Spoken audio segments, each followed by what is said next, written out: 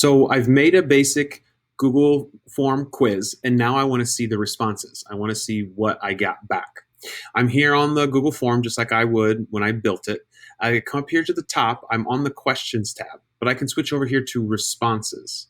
Here I can quickly look down through the insights on this form. So it collected the email addresses. I have my student email addresses. That's an option whether I want to or not.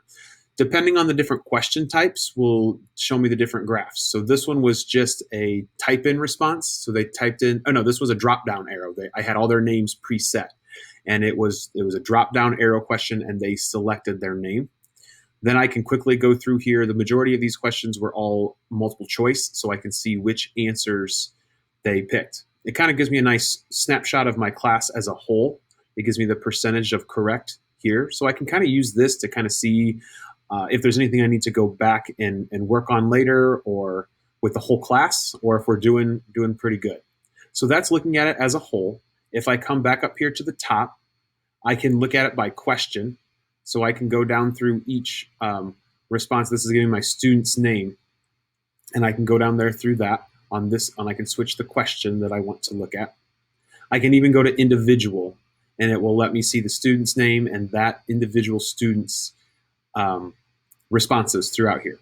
It also will create a Google Sheet for me. If I come right up here and I click this, it's going to ask me if I want to create a new spreadsheet or add it to an existing.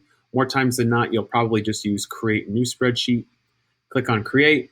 It'll do all the work for you. Depending on the size of the form, it may take a little longer for it to load, but it will create this for you. So here's my response sheet. It put the timestamp over here, the email address, because I did have it collect. You don't have to. It gave me their name here, and then all of their answers are through here too. So it's in this nice organized Google form. I can manipulate this however I want to, and I can create this Google Sheet by clicking on this at any time. And I can have this up and watch the responses pop in live as they come. So if more students were responding to this Google form, it would start popping up here in the rows for me to see that. So that's how you can quickly check the responses of your Google form.